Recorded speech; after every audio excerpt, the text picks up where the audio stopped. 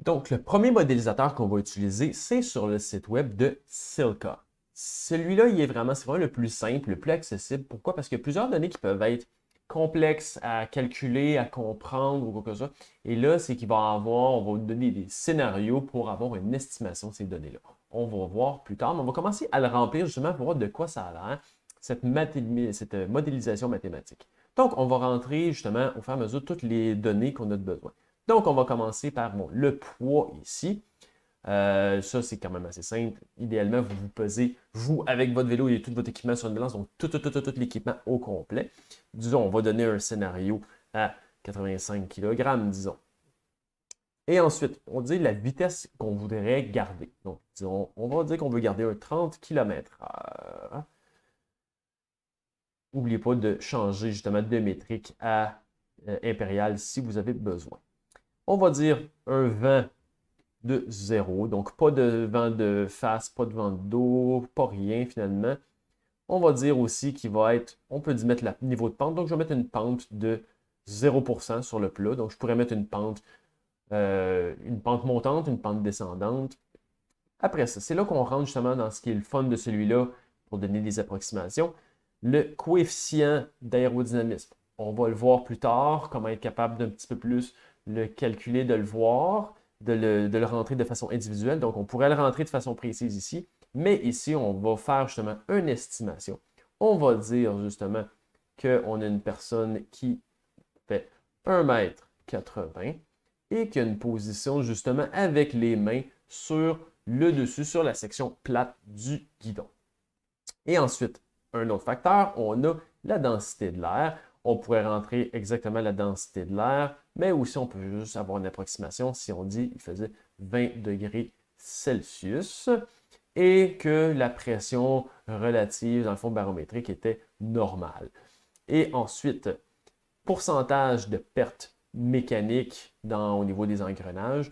Encore là, on pourrait rentrer un pourcentage bien précis, mais on va aller ici plutôt dire on a track, c'est qu'on va avoir justement ça, c'est plus pour les vélos de piste, donc une vitesse, ce qui n'est pas notre cas. On va aller plus dans quelque chose, un de ces deux-là, justement, dépendant si on a un pédalier avec des plus gros plateaux plus standards ou quelque chose d'un peu plus compact. Donc, on va aller vers ça ici, quelque chose de compact. Et on va dire après ça, si c'est des engrenages qui vont être sales, s'ils vont être lubrifiés avec un lubrifiant plus standard, lubrifiés avec un lubrifiant plus haute qualité, ou même ciré à la cire chaude, traitement à la cire chaude. On va regarder plus tard c'est quoi, mais disons on va y aller avec traité justement avec une huile de qualité régulière. Donc ensuite on va choisir la surface. Donc on pourrait encore rentrer là le coefficient de résistance au roulement. On va voir comment le calculer plus tard, mais si vous voulez aller quelque chose d'un petit peu plus simple, d'avoir une approximation, on va choisir la surface, c'est-à-dire, bon, on va dire ici, on va aller de la piste à l'intérieur sur du bois franc, piste sur du pavé, de l'asphalte neuve, de l'asphalte usé, de l'asphalte en mauvais état, ou même du gravier de catégorie 1 ou 2. Donc, on va aller vers justement quelque chose qu'on voit beaucoup au Québec, c'est entre ces deux-là, donc du pavé usé ou en qualité plus endommagée. On va y aller avec celui-là ici. Et on va choisir, est-ce qu'on a un pneu qui va être souple et avec un pneu, avec un tubo latex, un pneu souple mais avec pas de tubo latex ou un pneu qui a une forte résistance aux crevaisons. Donc on va y aller justement ici, bon, un pneu avec une forte résistance aux crevaisons. Et là, on va faire en haut calculer. Il va nous dire que pour garder 30 km/h, avec les paramètres qu'on lui a donnés, il faut produire 162,13 watts de puissance.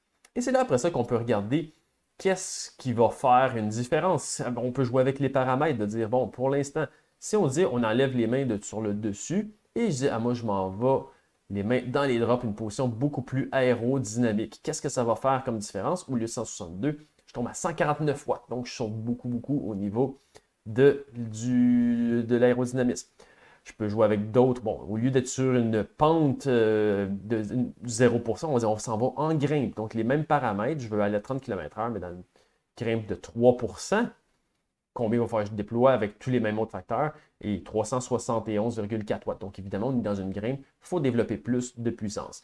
Donc, ce que je dis, bon, si je dis à la place, je suis dans une grimpe, mais je sauve 5 kg de moins sur le vélo, au lieu de 371 watts, ça va donner combien au niveau des watts? Ça va, je sauve 353 au lieu de 371.